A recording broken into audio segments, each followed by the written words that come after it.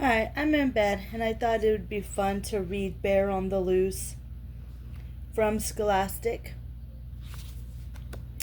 There are some pictures in here in black and white. I know it's like a bad angle, but I'm so sorry. The first chapter is called Police Chase. Officer D looked like a blur of blue as he sprinted down the market street. My older sister Izzy pedaled while I stood on her bike pegs. We raced to catch up to the police officer. Officer D is my most reliable source at the Sellingson Grove Police Department.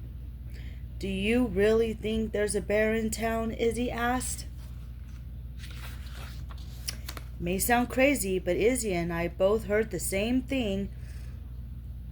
A call on Officer D's police radio saying there was a bear on the loose in Sellingson's Grove. Every tip needs to be confirmed, I called up to her. That means finding the facts. Pedal faster, Izzy. My heart was racing. People love animal stories, and a good story with a picture of a bear in it could be our biggest story yet.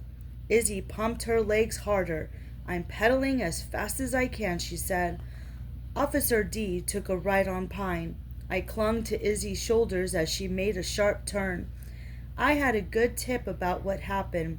A bear was on the loose, but I needed a lot more answers if I wanted to have a story fit for the Orange Street News. Who, what, where, when, why, how. Officer D was fast, but Izzy on a bike was faster.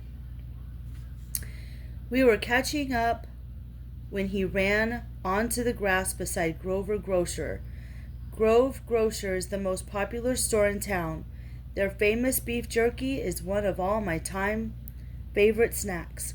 Officer D just ran behind the store, Izzy said. I hopped off Izzy's bike. Come on, let's investigate, I said. We ran behind Grover Grocer and couldn't believe what we saw next. Chapter 2. The First Clue. Banana peels, coffee grinds, cardboard boxes, and all kinds of trash dotted the green grass behind Grove Grocer.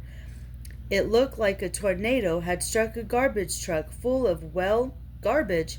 The mess stretched all the way back to Sellingson's Grove Forest. Gross, Izzy said. She began taking pictures.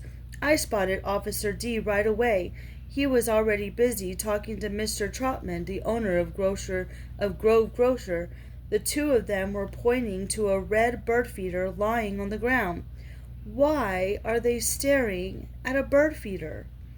A reporter knows to never interrupt a police officer during an interview. But I still had to investigate. I pulled out my notepad and stood off to the side, listening. I tried to get a good look at the feeder, and when I did, my eyes almost bulged out of my head. The black metal pole that had held up the feeder looked like it had been pulled out of the ground. Instead of a straight line, it was twisted into the shape of an L.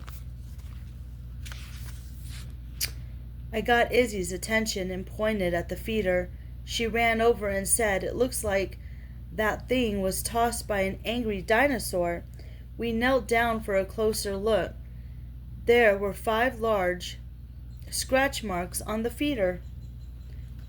I jotted some notes. Finally, Officer D walked away from Mr. Troutman. He nodded at me before he began inspecting the scene. That was his way of letting me know he was finished with the witness. I saw my opening. Hi, Mr. Troutman, I said, walking over. Hi, Hilde, he said. If you were looking for beef jerky, you'll have to come back tomorrow. I close up early, so I can clean up this mess. I'm actually here on business, I said, pointing to my press pass. I'm reporting for my newspaper, the Orange Street News. I wanted to ask you some questions about what happened today. Sure.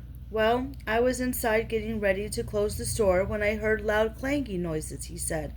Clanging noises, I asked. Yeah, it sounded like someone was banging on my garbage cans, like they were drums, he added. What happened next, I asked. I walked around back expecting to yell at some rowdy teenagers, Mr. Troutman continued, but that was when I saw it. Chapter 3. Mangled and Clawed. What did you see, Mr. Troutman? I asked. I held my pen to my notepad. That's when I saw my mangled bird feeder, said Mr. Troutman. And when I took a closer look, I found this stuck to the feeder. He held up a small tuft of black fur. What is it? I asked. I'm no animal expert, but I believe it's fur from a large bear, he said. A clue. Who? A bear. But what type of bear? Where? Behind the Grove grocer. What? Trash cans tipped over and twisted, bird pole and scratched feeder. Izzy took a picture of Mr. Troutman with the feeder. A great newspaper picture is one that can help the story. I knew this was going to be an amazing shot. Then she snapped a close-up of the fur. Click! I called the police right away, Mr. Troutman added. I figured they'd want to know about a bear so they could warn people. What time did you hear the drumming noises? I asked. About half an hour ago, he said. I checked the time. It was almost 6:30 p.m. Ah, now when? Heard drumming noises around 6 p.m. Thank you, Mr. Troutman, I said. Mr. Troutman began picking up garbage. Officer D had finished inspecting the scene. He walked over to Izzy and me. Hi, Officer D, I said. Hello, Hilde. Hi, Izzy, he said. Izzy smiled. It looks like there really is a bear on the loose. If you girls are thinking about hunting this bear down for a story, I just want to remind you that bears can be very dangerous, he said. If you see a bear, the best thing to do is to wave your arms to make yourself look bigger and back away slowly. Please be careful. He handed me the number of a wildlife officer, just in case we saw anything. Thanks, I said. We'll be careful, Izzy added. Officer D walked back toward the police station. My stomach growled. I checked the time. It was 6:40 p.m., only an hour and 20 minutes before we had to be home for dinner. Family dinner was actually at 6 p.m., but tonight Mom and Dad had pushed it to 8 p.m. since they knew we were busy hunting down a big scoop. We should look for some more clues, I said. We need to find this bear. But Izzy didn't hear me. She was looking toward Pine Street. Her mouth was frozen in the shape of the giant O. I followed her gaze. It was Donnie and Leon. The mean agers, I said. They're coming our way. The mean agers are a group of the Orange Street teenagers known for their rotten attitudes. Earlier today, my Orange Street news investigation had caught Donnie and Leon's friend, Maddie, trying to cheat her way into winning the bake-off bonanza. I bet they're angry at us for busting Maddie, said Izzy. They're going to be meaner than ever, I said.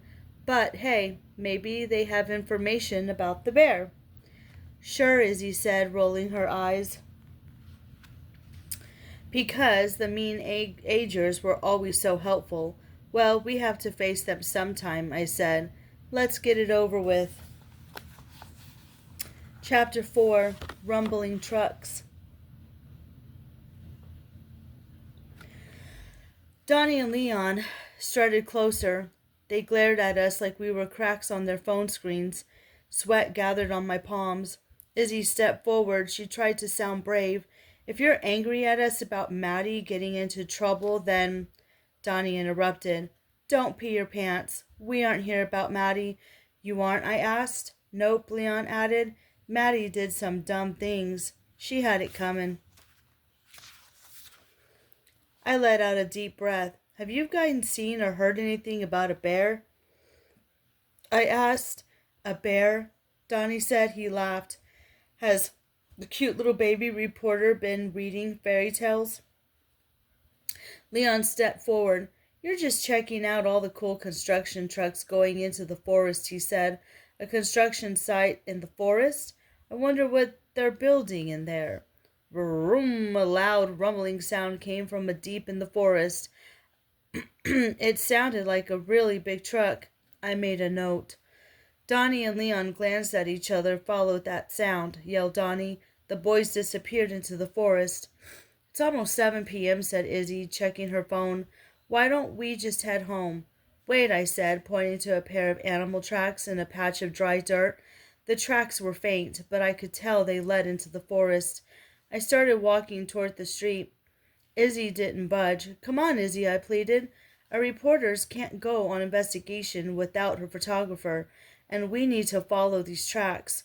I don't know, Hilde, Remember Officer D's warning? Bears can be very dangerous, she said. We don't even know for sure if these are bear tracks, I argued. Izzy dug her feet into the ground. I could tell my heart beating in my chest. I knew going after a bear wasn't the best idea, but I really wanted to be the one to break the story, even if it meant going alone. I took a deep breath and I stepped into the forest. Chapter 5. Into the Forest. I stood all by myself just inside the forest. I waited, hoping Izzy would follow. I'm coming, Izzy said, but if I see a giant bear, don't expect me to stick around for a picture. Deal, I said, smiling. We walked deeper into the forest. Tree branches blocked the sunlight, creating long dark shadows all around us. There were tall weeds and prickers everywhere. Izzy and I picked up the sticks that were lying nearby. We used them to help create a path. Izzy shook her head. Going into the forest when a bear is on the loose, this is crazy, even for you, Hilde, she said. Leaves crunched under our feet. They sounded like crumbling papers. A news reporter has to stay focused on uncovering the truth, I said. We need to find the bear and figure out why it came into town. Yeah, if we don't become bear snacks first, said Izzy. Vroom! The rumbling sound was so loud I covered my ears. That must be a giant construction project, said Izzy. From our spot up on the hill, we could see a clearing below. A large truck hauling long pieces of wood went rambling up a dirt road. We kept following the animal tracks deeper into the forest. Soon we reached a dried-up creek bed full of pebbles. The tracks ended up the rocky riverbank. The tracks are gone, I said. What now? Asked Izzy.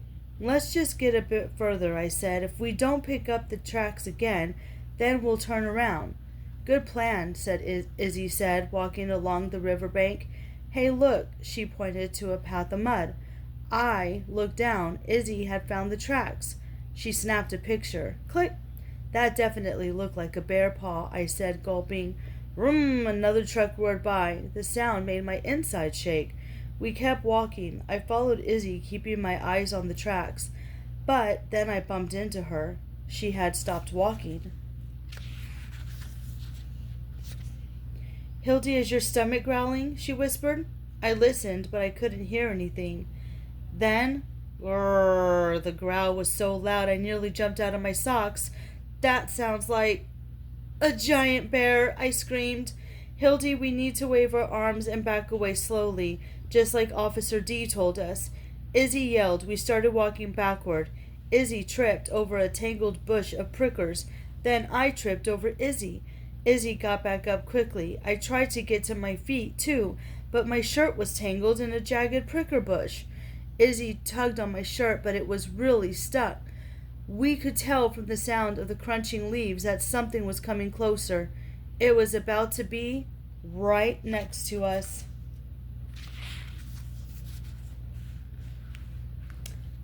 I will read Chapter 6 later. Hope that was fun for you guys. Bye!